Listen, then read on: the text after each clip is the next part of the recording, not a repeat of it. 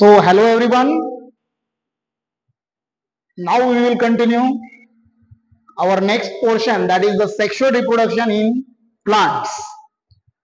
इथं काय आहे की आता ह्याच्या अगोदरच्या लेक्चर मध्ये आपण जे पाहिलं त्याच्यामध्ये असेक्शुअल रिप्रोडक्शन झालं, व्हेजिटेटिव्ह रिप्रोडक्शन झालं. आता जो पार्ट आहे हा आपल्या टॉपिकचा सर्वात इम्पॉर्टंट असणारा पार्ट आहे, ज्याच्यामध्ये आपल्याला बघायचं काय आहे तर दोन कंपॅटिबल सेक्स सेल्स किंवा दोन कंपॅटिबल गॅमेट्स एकमेकांमध्ये कसं फ्यूज होतात आणि हे फ्युजन होणे म्हणजे सोप्या भाषेत काय तर दोन कंपॅटिबल सेक्स सेल किंवा कंपॅटिबल गॅमेट्स हे एकमेकांमध्ये फ्यूज होण्याच्या प्रोसेसला काय म्हणायचं, सेक्शुअल रिप्रोडक्शन असं म्हणायचं. ओके, आता महत्वाचं काय आहे तर आपण आता जे सेक्शुअल रिप्रोडक्शन बघत आहोत हे प्लांट मध्ये बघत आहोत. ठीक आहे, मग प्लांट मध्ये जर सेक्शुअल रिप्रोडक्शन असेल तर प्लांट मध्ये नेमकं सेक्शुअल रिप्रोडक्शन होणार कुठे तर महत्वाचा प्लांट मध्ये एकच पार्ट आहे ज्याला आपण फ्लावर फूल असं म्हणतो. ठीक आहे, मग आता कोणत्याही प्लांट मध्ये जेव्हा फ्लावरिंग सुरू होते किंवा फ्लावरिंग येते त्यावेळेस ओळखून घ्यायचं की रिप्रोडक्टिव्ह फेज ही सुरुवात होत आहे. ठीक आहे, मग रिप्रोडक्टिव्ह फेज जर सुरुवात झाली असेल तर फुलामध्ये काय असेल असं की ज्याच्यामुळे सेक्शुअल रिप्रोडक्शन घडतं. तर सोपा कन्सेप्ट घ्यायचा. इथं आपण बघा सर्व काही दाखवलेलं आहे. तर फ्लावर काय आहे तर फ्लावर हे कोणत्याही प्लांट मध्ये जेव्हा येतं किंवा प्लांट वरती जेव्हा पहिल्यांदा येतं तर ओळखून घ्यायचं की रिप्रोडक्टिव्ह फेज त्यांचा सुरुवात होणार आहे. फ्लावर काय आहे तर फ्लावर हे स्पेशल असं स्ट्रक्चर आहे की ज्याच्यामध्ये सेक्शुअल रिप्रोडक्शन घडतंय. ओके, मग आता जर सेक्शुअल रिप्रोडक्शन फ्लावर मध्ये घडत असेल तर फ्लावरचं विशेष कॅरेक्टर काय आहे तर फ्लावरचं विशेष कॅरेक्टर असेल. काय कॅरेक्टर आहे तर फ्लावर कोणतंही फुल असेल ना तर आपल्याकडे फुलांचे दोन टाइप्स येतात. कोणते दोन टाइप्स आहेत, एक फुल असेल ज्याला आपण बायसेक्शुअल असं म्हणूयात आणि दुसरं असेल त्याला आपण युनिसेक्शुअल असं म्हणूयात. आता परत कन्सेप्ट असा तयार होतो की what is mean by bisexual flower and what is mean by unisexual flower. Bisexual flower आपण त्याला म्हणायचं ज्या फुलामध्ये अँड्रोशियम आणि गायनोशियम दोघही एकाच फुलामध्ये प्रेझेंट असतील त्याला बायसेक्शुअल फ्लावर असं म्हटलं जातं. ठीक आहे, मग राहिला प्रश्न युनिसेक्शुअलचा.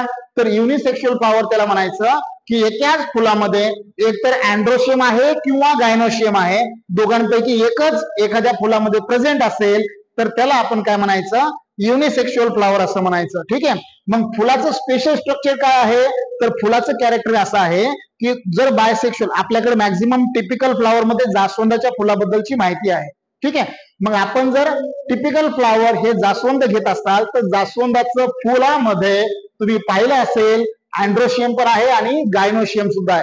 म्हणजे जास्वंदाचं फुल काय आहे, जास्वंदाचं फुल हे बायसेक्शुअल फ्लावर आहे. ठीक आहे, मग फ्लावर मध्ये बायसेक्शुअल आहे म्हणल्यास साहजिक आहे सध्या आपली बॉडी ही डिप्लॉइड आहे. डिप्लॉइड म्हणजे काय, सध्या तुमच्या असेल माझ्या असेल आपल्या सर्वांच्या बॉडीमध्ये 46 क्रोमोझोम आहेत.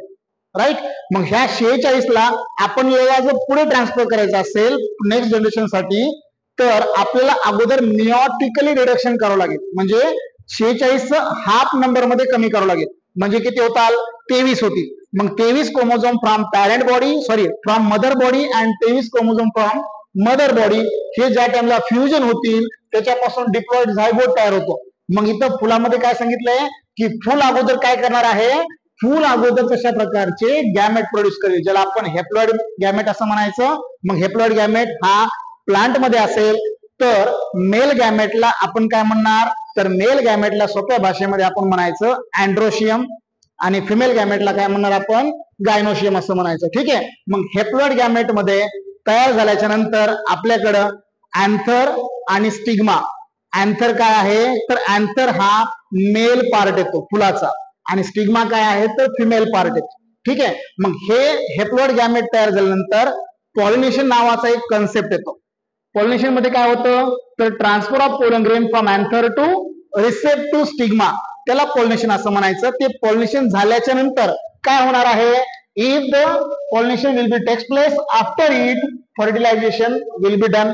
ओके, मग ही सगळी प्रोसिजर झाल्याच्या नंतर हे सगळं करण्यासाठी आपल्याकडं फुलाचं एक स्पेशल किंवा फुलाचं एक टिपिकल स्ट्रक्चर असतं. तुम्ही जर फुलाला पाहिलं तर, आता नीट लक्ष द्या मी काय सांगतो ते.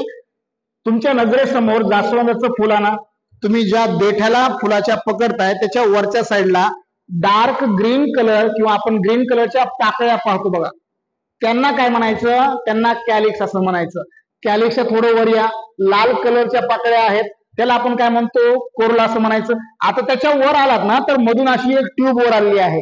ह्या ट्यूबला वर आल्यानंतर छोट्या छोट्या येलो कलरचे तुम्हाला पावडरी फॉर्म दिसतं, त्याच्यावरती पोलन ग्रेन असतात. ते पोलन ग्रेन कशावरती आहे? तर अँड्रोशियम वरती आहे. ओके. आणि सगळ्यात वरच्या साईडला अशा 5 डार्क रेड कलर मध्ये तुम्हाला कोण पाहायला मिळतील, त्याला काय म्हणायचं? त्याला गायनोशियम असं म्हणायचं. ठीक आहे. मग आता मेन आपल्याकडे फुलाचं हे कॅरेक्टर आहे. फुलामध्ये हे एवढे पार्ट्स फुलाचे आहेत. आता हे सध्याला मी तुम्हाला हे वरवरच एक्सप्लेन करतोय, कारण सध्या आपल्याला सेक्शुअल रिप्रोडक्शनचं एक शॉर्टली इंट्रोडक्शन करायचंय, कारण महत्वाच्या गोष्टी आपल्याकडे पुढे आहेत. महत्वाच्या गोष्टी म्हणजे काय? तर सेक्शुअल रिप्रोडक्शन घडून आणण्यासाठी आपल्याकडे महत्वाच्या 2 इव्हेंट्स चालतात. कोणत्या इव्हेंट्स असतील? तर पहिलं इव्हेंट्स आहे मी जे तुम्हाला आता सांगितलं, डिप्लॉइडचं रूपांतर हेप्लॉइड मध्ये करायचंय. म्हणजे तुमचा जो क्रोमोझोम नंबर आहे त्याला हाफ नंबर मध्ये करायचंय, त्याला म्हणायचं मिओसिस. एकदा मिओसिस घडलं तर आपल्याकडे मेल गॅमेट आणि फिमेल गॅमेट तयार होतील. ह्या दोघांचं फ्युजन करायचंय. Fusion of gamete to form, त्याच्यापासून काय तयार होईल? डिप्लॉइड झायगोट तयार होईल. आणि एकदा झायगोट तयार झाला तर पुढे काय होणार आहे? साहजिक आहे बघा, मी तुम्हाला ह्याच्या अगोदर पण समजून सांगितलं होतं की आपल्या घरात एखादा बेबी बॉय जन्माला आला, बॉय म्हणलंय हा, जर बेबी बॉय जन्माला आला तर तो सेम ऍज वडिलांसारखा दिसतो का? नाही दिसत. बेबी गर्ल जन्माला आली तर ती सेम ऍज इज आईसारखी दिसते का? नाही दिसत. का नाही दिसणार? कारण आपला जन्म 2 पॅरेंट्स पासून झालेला आहे. ओके. एक आई आणि एक वडील, ह्या दोघांपासून आपण जन्माला आलो. त्या दोघांचं कॅरेक्टर कंबाईन झाल्यामुळं आपल्या फेसमध्ये त्यांच्या फेसमध्ये बदल दिसतोय, असं इथं होणार आहे. आणि हे इथं बघा, इथं आपण काय सांगितलं की 2 पॅरेंट्स आहेत. कोणते 2 पॅरेंट्स आहेत? एक अँड्रोशियम आहे आणि एक गायनोशियम आहे. म्हणजे एक मेल गॅमेट आहे आणि एक फिमेल गॅमेट आहे. मग जर मेल आणि फिमेल दोघांचं फ्युजन होत असेल तर जे कोणी जन्माला येणार आहे ते जेनेटिकली डिसिमिलर असेल पॅरेंट्स पासून. ठीक आहे. मग हे डिसिमिलर कॅरेक्टर आपल्याला दिसायलाच पाहिजे, आणि हे इव्होल्युशन मध्ये सगळ्यात महत्वाचं कॅरेक्टर येतं. आता अडचण अशी आहे, सॉरी अडचण नाही म्हणता येणार, ही सगळी प्रोसेस आपली कंप्लीट झाल्याच्या नंतर इथून पुढचा जो टॉपिक आहे, म्हणजे इथून पुढे जो आपला इव्हेंट होणार आहे, महत्वाच्या 3 गोष्टी आहेत. म्हणजे इथून पुढे सेक्शुअल रिप्रोडक्शन जे होतं त्यासाठी ह्या 3 गोष्टी जास्त महत्वाच्या आहेत. 3 गोष्टी कोणत्या? तर साहजिक आहे, ही प्रोसेस कंप्लीट झाल्याच्या नंतर आणि अगोदर आपल्याला प्री फर्टिलायझेशन नावाचा एक कन्सेप्ट येतो, ज्याच्यामध्ये आपल्याला development of male gametophyte, development of female gametophyte कसं होतं ते बघायचंय. कशामध्ये बघायचंय? फर्टिलायझेशन मध्ये. आता मेल गॅमेटोफाइट तयार आहे, फिमेल गॅमेटोफाइट तयार आहे, फक्त यांचं फ्युजन केल्याच्या नंतर जो कन्सेप्ट तयार होतो त्याला काय म्हणायचं? फर्टिलायझेशन. ओके. आणि फर्टिलायझेशन झाल्याच्या नंतर आपल्याला फळं खायला कधी भेटतील? ज्यावेळेस हे फर्टिलायझेशन झालं असेल त्यावेळेस.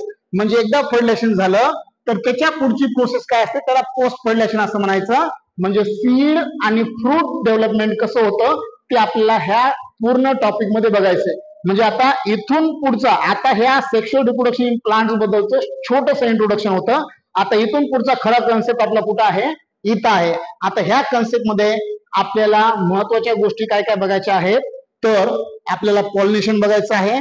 त्याच्या अगोदर, पॉलिनेशनच्या अगोदर प्री फर्टिलायझेशन मध्ये आपण गेलो तर डेव्हलपमेंट ऑफ मेल गॅमेटोफाइट मध्ये आपल्याला अँथर बघायचंय, अँथरचं स्ट्रक्चर बघायचंय, नंतर ओव्हरी बघायची आहे, ओव्हरीचं स्ट्रक्चर कसं असतं ते बघायचंय, आणि फिमेल गॅमेटोफाइट कशी तयार होते ते पाहायचंय.